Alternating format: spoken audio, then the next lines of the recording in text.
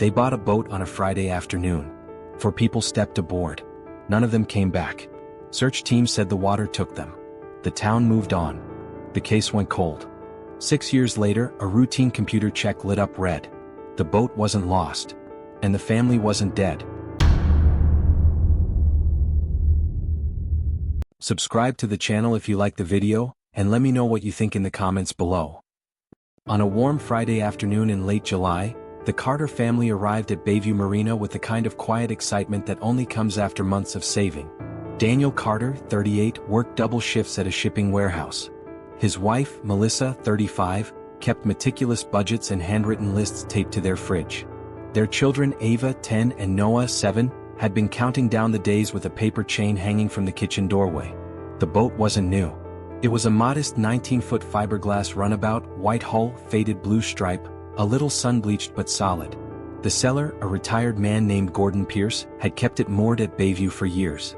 He walked Daniel through the controls, handed over a folder with maintenance records, and watched as the family climbed aboard for what they said would be a short evening test run. Daniel texted his brother a photo at 6:14 p.m. 4 smiling faces. Calm water. The caption, "First family boat ride." That was the last confirmed message from any of them. When the Carters didn't return that night, the marina staff assumed they had tied up at a different dock or gone home through another exit. By morning, their silver SUV was still parked in the gravel lot. 2 car seats were visible through the back window. Melissa's purse sat on the passenger floor. The ignition keys were missing. Coast Guard patrols began before noon. Helicopters swept the shoreline. Divers checked shallow coves. News outlets ran the same headline for 3 straight days: family of 4 missing after boat purchase. Theories formed fast. An unexpected storm. A mechanical failure. A collision with a larger vessel that fled the scene. Search teams found nothing but a single orange life vest floating near a buoy 3 miles offshore. It belonged to Noah. The strap was unfastened. Grief counselors were sent to Daniel's parents. A memorial service was held even without bodies. The case file was labeled as a presumed drowning, open but inactive. Over time the headlines faded. The marina repainted its docks. Gordon Pierce sold his house and moved to Arizona. The boat was listed as lost at sea.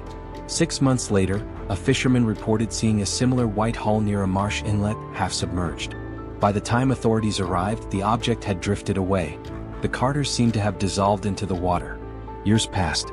Then, in the spring of the 6th year, a clerk at the state boating registry ran a routine audit on expired vessels. One identification number came back active. Not just active. Flagged. The system showed a renewal request submitted 2 days earlier. Same hull number. Same make and model. A new owner name attached. A different marina listed as its home port. And a location nowhere near the coast. The new marina listed on the registration wasn't Bayview. It was Pine Ridge Harbor, a small inland facility tucked beside a reservoir nearly 400 miles from where the Carters had vanished. The clerk assumed it was a clerical error. Hull numbers were mistyped all the time. But when she cross-referenced the original file, the digits matched perfectly. The same boat. Officially lost at sea. Quietly re-registered 6 years later. She forwarded the anomaly to a regional investigator named Mark Ellison, a former Marine Patrol officer who now handled fraud and title irregularities. Ellison requested the digital paperwork tied to the renewal. The signature was shaky but legible. The mailing address belonged to a rented storage unit outside a town called Briar Hollow. Ellison drove out the next morning. Briar Hollow was the kind of place most people passed without noticing. 2 gas stations. A diner that closed at 2 p.m. A water tower with peeling paint. The storage facility sat beyond a row of abandoned warehouses, its gates chained but unlocked. Unit 317 was padlocked, the metal door dented as if someone had tried to pry it open before. With a warrant in hand, Ellison cut the lock. Inside, beneath a layer of tarps and dust, sat the boat. The hull was unmistakable. The faded blue stripe. The same chipped cleat on the bow documented in Gordon Pierce's original sale photos. The registration number had been sanded down and repainted, but the serial plate on the transom matched the Carter family's paperwork exactly. There was no water damage. No signs of a crash. The engine looked recently serviced. What stopped Ellison cold wasn't the boat itself. It was what was inside. 4 life vests lay folded neatly on the rear bench. 2 adult sizes. 2 child sizes. All dry. All clean. the same brand Noah had been wearing the night he disappeared. In the console compartment, Allison found a laminated map of the reservoir. Several coves were circled in red marker. A handwritten note was tucked into the glove box. Fuel every 3 days. Don't use the main dock. The handwriting didn't match Daniel Carter's. Surveillance footage from the storage facility showed a man arriving 2 nights earlier in a rented pickup truck. He wore a baseball cap pulled low and gloves despite the warm weather. He spent nearly 40 minutes inside Unit 317, then left without the boat. Allison ran the truck's plates. They belonged to a rental agency 3 counties away. Meanwhile, news of the discovery leaked. Local reporters revived the Carter case. Online forums filled with theories that the family had faked their deaths. Others claimed they'd been kidnapped and held somewhere near the reservoir. A few insisted the boat had been stolen and the registration glitch meant nothing at all. Then a marina worker at Pine Ridge came forward. She said a man had inquired about slip rentals 2 weeks earlier.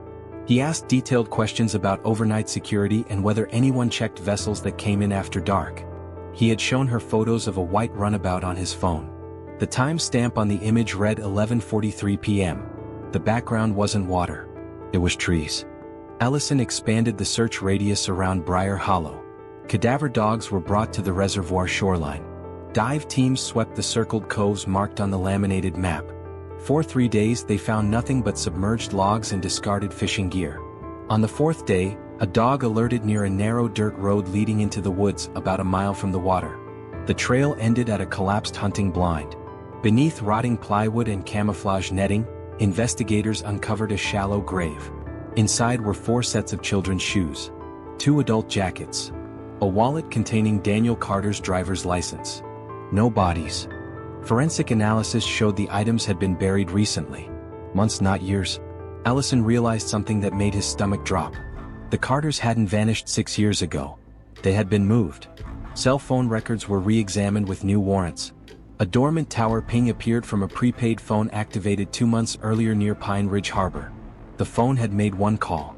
32 seconds. The number it dialed belonged to Gordon Pierce. Pierce was located in Arizona and questioned by local authorities. He claimed he hadn't heard from the Carters since the sale. When confronted with the phone record, he went silent. His lawyer arrived an hour later. A search warrant executed on Pierce's former Bayview property revealed a hidden crawlspace beneath the garage floor. Inside were children's drawings taped to the walls. Stick figures holding hands. A boat. A sun. One drawing had 4 names written at the bottom. Ava. Noah. Mom. Dad. In a rusted toolbox nearby, investigators found 4 identical metal bracelets. Each engraved with a number. Not a name. A tracking number. The final break came from a security camera at a gas station outside Briar Hollow. Footage from 2 nights before the boat was found showed a family stepping out of a dark van. A man in a baseball cap guided them inside to pay. The mother looked thinner. The father walked with a limp. The children clutched each other's hands. They were alive. The timestamp on the footage read 12:07 a.m. The van's license plate was partially visible. And it didn't belong to a rental agency. It was registered to Gordon Pierce. The case shifted from cold disappearance to active manhunt. Search warrants were issued across 3 states. Dive teams returned to the reservoir with ground-penetrating radar. The circled coves were marked for excavation.